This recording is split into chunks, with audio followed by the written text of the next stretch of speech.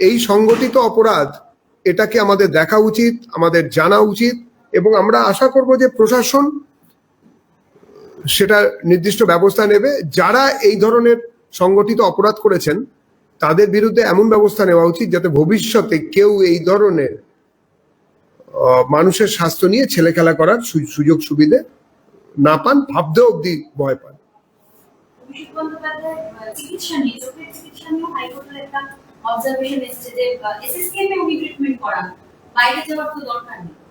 সেবাশ্রয় তো করালেও তো পারতেন, তার আগে অত পয়সা খরচ করে গেলেন কেন? এত আশ্রয় টাশ্রয় দিচ্ছিলেন। যাই হোক, মহামান্য আদালতের যে অবজারভেশন সেই নিয়ে আমরা কোনো টিপ্পণী করতে চাই না, কিন্তু আমরা এটা বলতে চাই যে মানুষের জন্য যে স্বাস্থ্য ব্যবস্থা গত 15 বছর ধরে অভিষেক বন্দ্যোপাধ্যায় এবং তার দল করেছিলেন, এবং যেখানে নাকি ওনারা প্রত্যেকদিন নিজেরাই নিজেদের পিঠ চাপড়ে বাহবা দিতেন যে এরকম নাকি আর হয় না, এত সুন্দর ব্যবস্থা, তো সেখানে যেতে ওনাদের আপত্তি থাকার তো কোনো কারণ নেই। এবং এছাড়াও প্রচুর বেসরকারি হাসপাতাল আছে, যদি সরকারিতে পছন্দ না হয় ওনাদের, সেখানে ওনারা যেতে পারেন। কিন্তু এখন মন্দ লোকেরা বলছে যে উনি যেন তেন প্রকারেণ পশ্চিমবঙ্গ তথা ভারত থেকে অন্য দেশে পালিয়ে যেতে চাইছেন ইত্যাদি প্রভৃতি। এগুলো শুনতে আমাদেরও ভালো লাগছে না। একজন বীর, যিনি বাঙালির কাছে বীর রসাত্মক ধ্বনি সবসময় দিতেন, 4 তারিখ বেলা 12টার পর ডিজে বাজবে, তো তিনি এখন এরকম যদি কথাবার্তা বলেন তখন বাঙালিরও আত্মগ্লানি তৈরি হতে পারে। সুতরাং উনি তো এগুলো না করলে আমাদের পক্ষে, সবার পক্ষেই বোধহয় ভালো হবে। কোর্টও সেটাই বুঝতে পারছেন।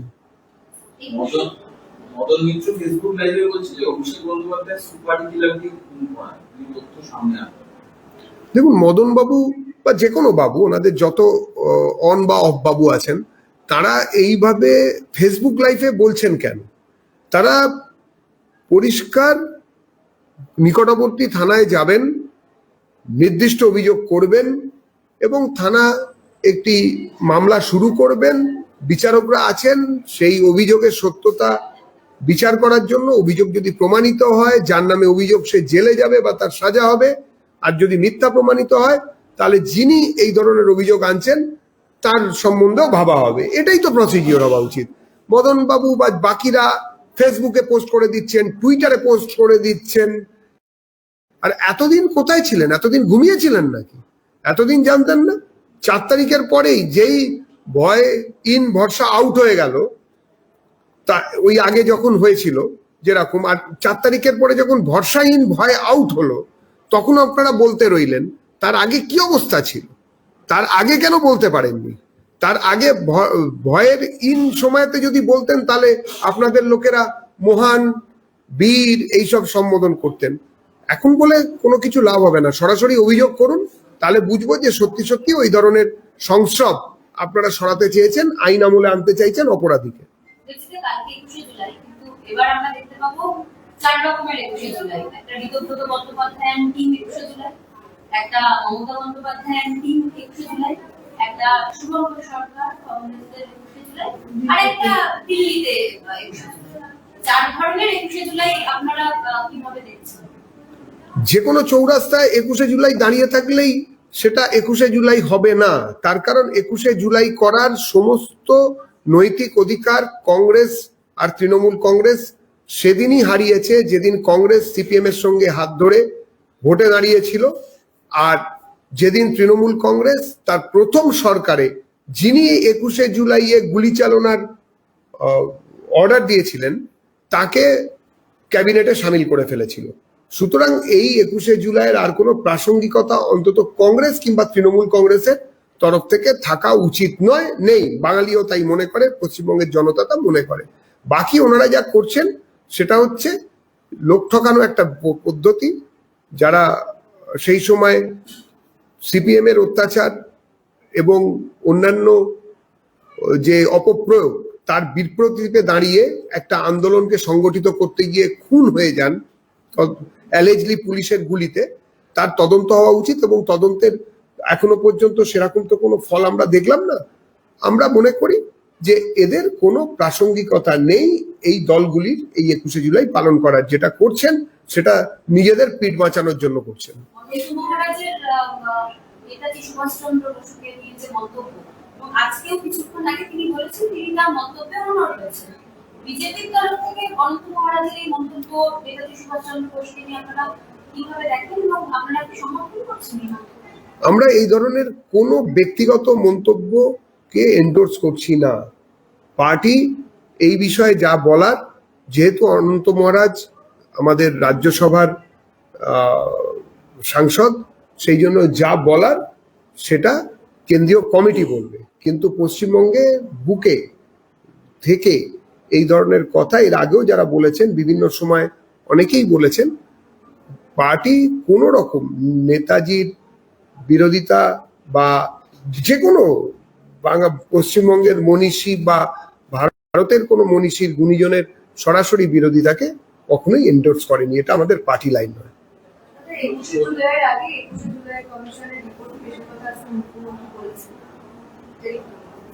আরেকবার,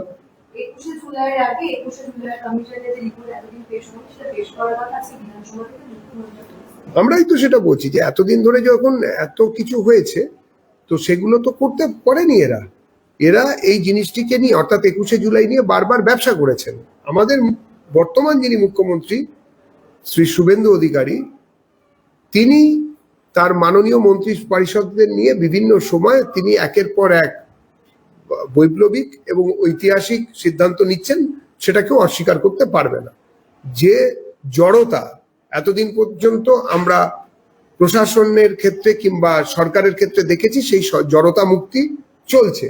এরকম যত কমিশন, বিজন সেতু হত্যাকাণ্ড কিংবা সাঁইবাড়ি হত্যাকাণ্ড, যেগুলো নিয়ে আমরা সব বড় বড় কথা শুনতাম, এই মমতা বন্দ্যোপাধ্যায়, অভিষেক বন্দ্যোপাধ্যায় বা তাদের কোম্পানির লোকজনদের গলায়, সবই তো বন্ধ হয়ে গিয়েছিল।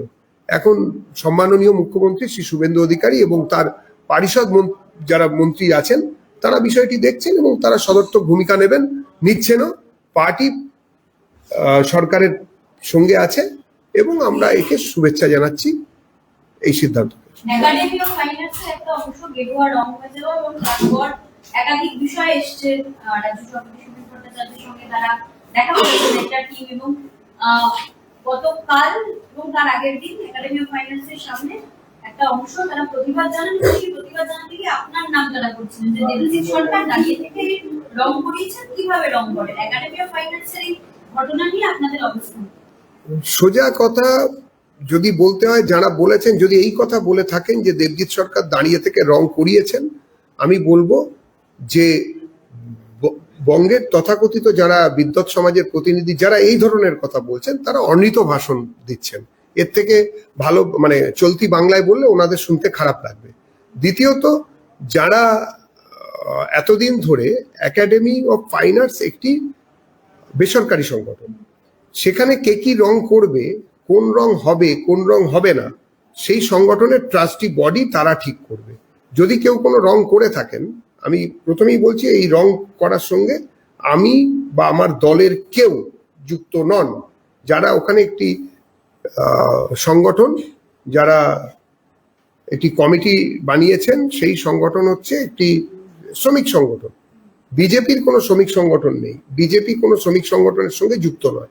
কিন্তু ওখানে সিআইটিউ 4টি ঘর দখল করে রেখে দিয়েছে এবং ওই ঘরেতে নাকি তালা দেওয়া ছিল ইত্যাদি প্রভৃতি বিভিন্ন সময় আমাদের কাছে কমপ্লেন আসে। ওই সংগঠনের, ওই একাডেমিতে যারা কাজ করেন, ওই ফাইন আর্টসে যারা কাজ করেন, তারা এইসব কথাবার্তা বলেছিলেন। এবং তারপরে তারা কি রং করেছেন, কোথায় রং করেছেন, হ্যাঁ এই কথা ঠিক যে আমাকে ওখানে একবার ভারত মাতার ছবিতে মাল্যদানের জন্য ডাকা হয়েছিল। আমি এবং আমাদের মাননীয় বিধায়ক শিবপুরের শ্রী রুদ্রনীল ঘোষ, অভিনেতাও তিনি বটেন, আমরা দুজনে সেখানে উপস্থিত ছিলাম এবং আমরা ভারত মাতার ছবিতে মাল্যদান করি, যেটা কিনা ভারতীয় মজদুর সংঘের একটি কার্যক্রম ছিল। এরপরে বিভিন্ন সময় বিষয়টিকে নিয়ে যারা জলঘোলা করছেন, তাদের কাছে একটাই প্রশ্ন, গেরুয়া রংটাতেই কি আপত্তি? এতদিন ধরে ওখানে লাল পতাকার বিচরণ ছিল, আপনারা তো কখনো আপত্তি করেননি, চোখ বন্ধ করে হাঁটতেন। এখনো আপনারা ক্যামেরা নিয়ে চলে যান একাডেমির সামনে। একাডেমি অফ ফাইন আর্টস একটি আন্তর্জাতিক মানের একাডেমি, যেখানে কিনা আসেননি এরম কোনো ওই সময় লগ্নের